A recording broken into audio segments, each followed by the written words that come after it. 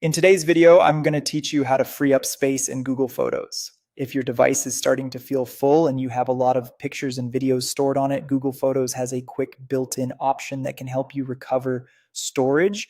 This is especially useful if your media has already been backed up and you want to remove the copies that are still taking up room on your phone or tablet. To get started, open Google Photos on your device. Once the app is open, give it a moment to load your library if needed. You'll want to make sure you're in the correct account and that your photos are visible in the app before moving forward. This process is designed to remove items from your device that are already safely backed up to Google Photos, so it helps clean up local storage without losing access to your memories. Next, go to your profile and tap Free Up Space on this device. You can usually find your profile icon in the top corner of the Google Photos app.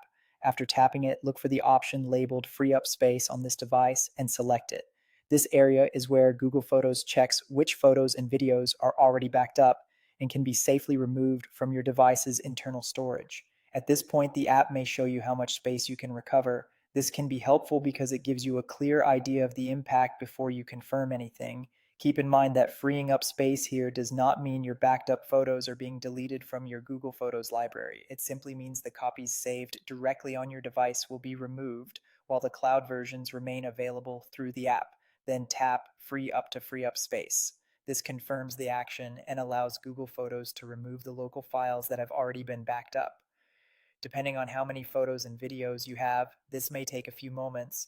Once it's done, you should have more available storage on your device, which can help improve performance and give you more room for new apps, videos, and pictures. That's all there is to it. If you regularly take a lot of photos or record videos, using this feature from time to time can be a simple way to keep your device from filling up too quickly. Just remember that you'll still be able to view your backed up photos in Google Photos whenever you need them.